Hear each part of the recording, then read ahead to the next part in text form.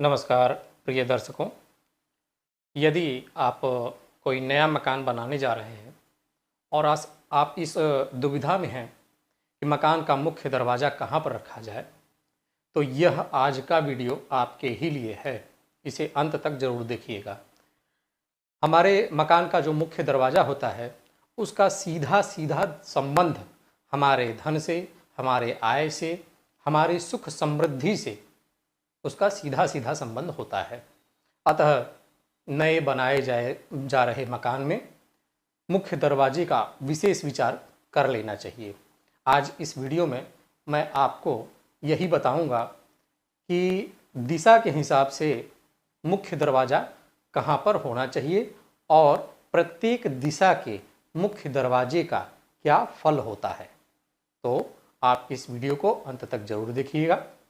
आइए, यदि आप उत्तरमुखी मकान बनाना चाहते हैं तो सबसे पहले आप अपने उत्तरमुखी मकान का जो ये फेस है, उत्तरी फेस है, इसको 9 भागों में डिवाइड कर लें।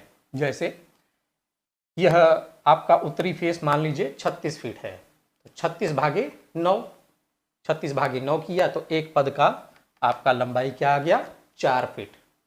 तो 4 के 4, 4 दूनी 8 फीट। ये आपको वायव्य कोण यानी उत्तर और पश्चिम के कोने से 8 फीट छोड़ करके तब इन 3 पदों में, जिनका नाम है मुख्य पद, भल्लाट पद और सोम पद, इस भल्लाट पद को ही कुबेर पद भी कहते हैं, इन 3 पदों में आपको अपने मुख्य दरवाजे को रखना चाहिए यदि आपका मकान उत्तरमुखी है तो। इसी प्रकार यदि आप पश्चिम मुखी मकान बनाने जा रहे हैं तो वही कार्य दोबारा करना है। पश्चिम का आपका जो फेस है इसको 9 भागों में डिवाइड कर लें।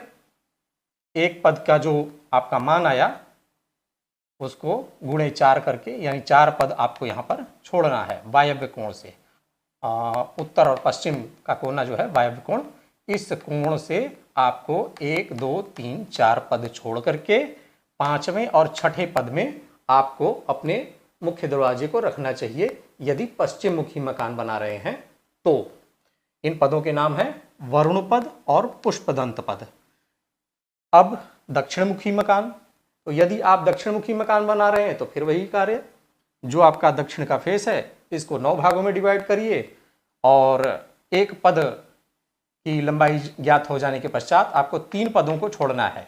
आग्नेय कोण यानी पूर्व और दक्षिण के कोने से आपको 1, 2, 3 पद छोड़ करके चौथे पद में, जिसका नाम है गृहच्छद पद, इसी पद में आपको अपने मुख्य दरवाजे को रखना चाहिए यदि आपका मकान दक्षिण मुखी है तो। अब यदि आपका मकान जो है पूर्व मुखी है, ईस्ट फेसिंग है, तब आपको फिर वही कार्य, आपका जो उत्तर का ये पूरब का जो फेस है उसको 9 से डिवाइड कर लें। डिवाइड करने के पश्चात एक पद की लंबाई मालूम हो गई। अब ईशान कोण यानी उत्तर और पूरब के कोने से आपको 2 पद छोड़ने हैं, 1, 2 पद छोड़ करके तीसरे और चौथे पद में यानी जयंत पद और इंद्र पद में ही आपको अपने मुख्य दरवाजे को रखना चाहिए यदि आपका मकान पूर्व मुखी है तो।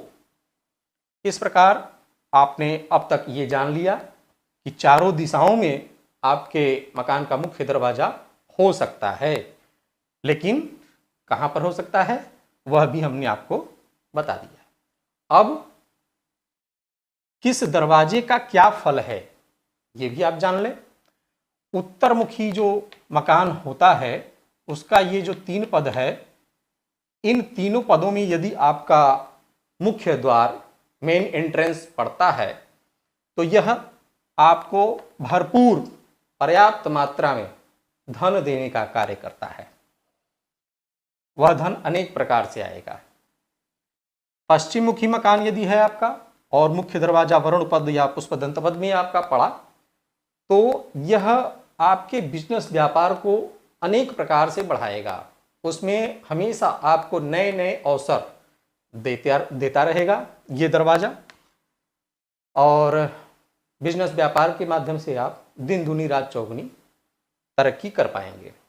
दक्षिण मुखी जो मकान होता है उसमें ये जो गृहक्षत पद में आपका मुख्य दरवाजा पड़ा, यह विशेषकर आयु आरोग्यता देता है। मतलब यदि सही यहाँ पर आपका मुख्य दरवाजा पड़ गया सही नाप तौल से, तो यह परिवार में रोग, दुर्घटनाएं, इन सबको रोकता है।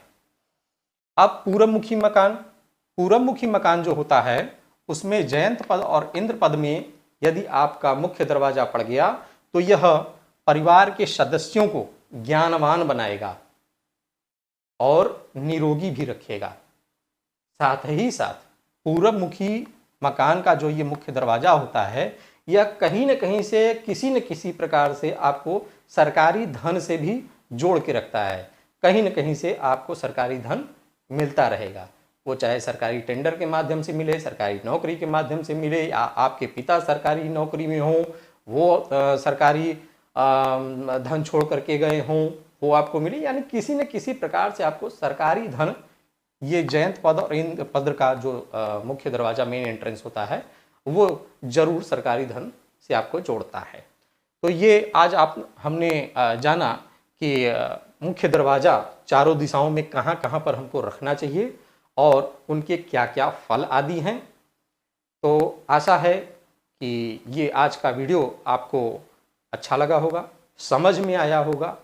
यदि आपके और भी कोई विचार हैं, अन्य किसी आप टॉपिक पर वीडियो चाहते हैं, तो कमेंट बॉक्स में ज़रूर लिखें। और यदि आप मेरे इस चैनल पर नए हैं तो मेरे चैनल को सब्सक्राइब जरूर कर लें, बेल आइकन भी दबा दें और कमेंट करना और लाइक करना बिल्कुल न भूलें। धन्यवाद।